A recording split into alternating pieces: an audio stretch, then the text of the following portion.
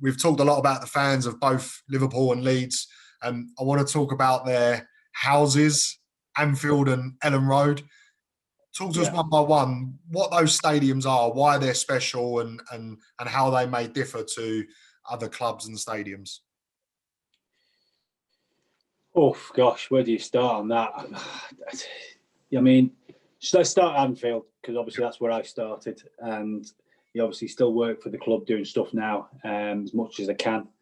Must admit, the club have been very good to me while I've been going through this situation with me brain cancer and stuff. So, you know, I think with what Liverpool have always done for me, and what's going on at the moment is like, when you talk about Liverpool first, then I'll get to Leeds. It's like they're very similar in so many ways, but always also very different, because in different cities, it's just the different. I'm not talking about the accents here, because we know the Scouse accent is much difficult from the Yorkshire one, because the wife's from Yorkshire, and obviously I'm brought up around Liverpool, Southport way, Merseyside, whatever you want to call it. Yeah. So yeah, it's just Liverpool is an institution. It's bigger than most clubs. Let's be honest. You have to be honest about that. People won't like me saying that, but they are a massive, huge club, and you can see from the foundations that the club's put in. You know, look at around the stadium now. It's completely different from what Anfield used to look right now. It's an incredible facility, if you want to call it that, as well, because it's growing all the time. I think at some point there'll probably be more extension going. I don't know how much more they're going to do or how much more they can do, but it's an incredible stadium. The atmosphere is what it's all about. So Anfield, I always think as well that the European nights at Anfield were always the best. You know, I played in the Cup Winners' the Cup Winners' Cup it was with Liverpool. Got to the semi-final, lost to PSG 3-2. After losing the first leg 3-0. The first leg 3-0. Yeah, sorry, we went 3-2 was the second one. So it's, I think when you represent a club like Liverpool to start with, there's just something installed within you that you have to be at it all the time, and what you have to respect the club you're at. You have to look after yourself, and because people will be on you in Liverpool. I know it's like if you don't do things right and you're taking the mick, they'll soon bring you back down to earth. Not in a bad way. I always see it's like it's the right way of doing stuff, in my opinion. As long as not people are shouting and bawling, but there's nothing wrong with having that kind of attitude about stuff and that feeling for a place. Like the way when you're at Anfield, or for me, there's a feel about Anfield. When even if you're a Tottenham fan, I know it's different, but all clubs have a feel, don't they? When I used to go to White Hart Lane, I used to love going to White Hart Lane. I know it's changed now; it's a massive, big stadium now, but I'll still see it as White Hart Lane, me. Yeah. Because it was just a brilliant place to play. It was always a hard game for me. Tottenham, they were always good players. They always had good technical players, and just like Liverpool now, Liverpool have found a way that they operate now, probably slightly changing throughout the different managerial people have had in, because they're all so different. If you look at, we talked about Gerard Houllier earlier. He was this, he's starting the club up again, building it back where it belongs to be. And then, now we go to Brendan Rodgers, nearly got there. Then you go to people like Klopp. Let's go straight to Klopp, because he's the one who's brought the trophies back, brought the Premier League back after 30 years. Which, who'd have thought that? I mean, I certainly wouldn't. I generally thought I would have won the league with Liverpool. That's the truth. That's how I thought, and we probably should have won them years, but we didn't.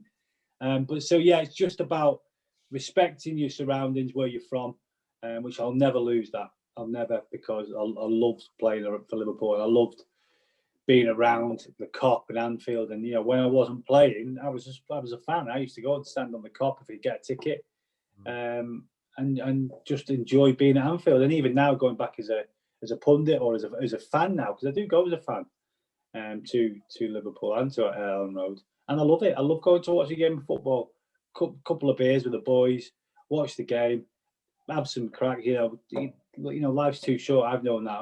What's been going on with me, and there's no better feeling, and that's the one thing that we are still missing, is the fans back. that bit of normality on a Saturday afternoon.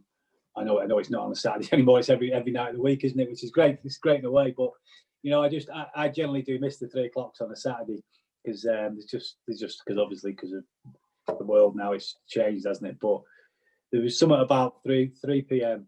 on a Saturday afternoon, and you're ready for your game. You just knew how to prepare the times you were playing at, and I just think, especially at Liverpool, the responsibility of playing for Liverpool, you have to carry that round with you, not in a bad way. Always be a good positive way with it, and I learned a lot from that. And then if you switch to Leeds, you're talking about a club with passion, just like there is at Anfield, but just a different style of passion.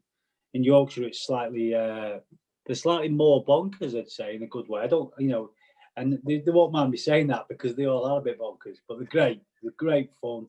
Like you say, I live not far from there now.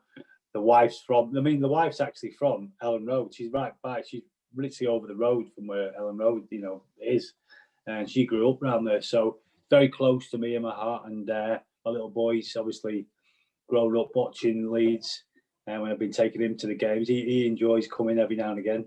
Get about 40, get an half out of him at least, and then he's a bit bored and he's back playing Fortnite or whatever he's on.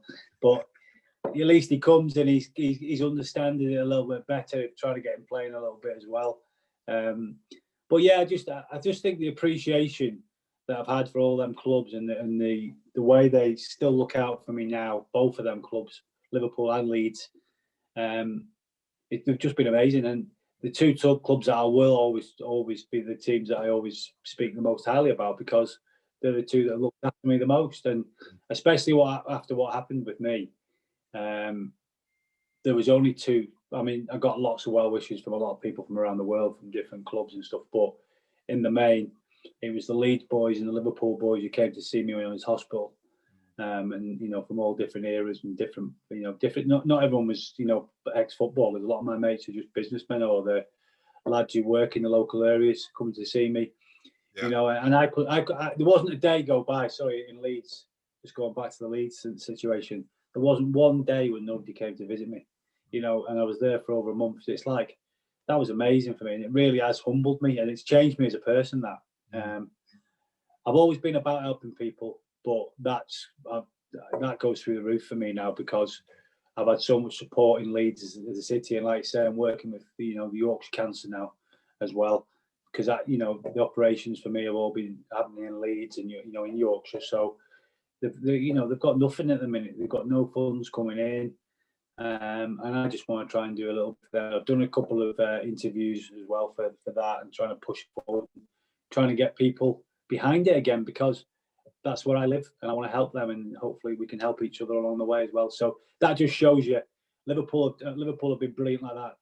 Leeds are no different. All these cities, and I call them, they're all family to me. They're all family, and especially them two clubs that we've been talking a lot about. I had great times at other places, but them two clubs are the ones that always mean the most to me because of just the scenarios and what's gone on in recent months as well.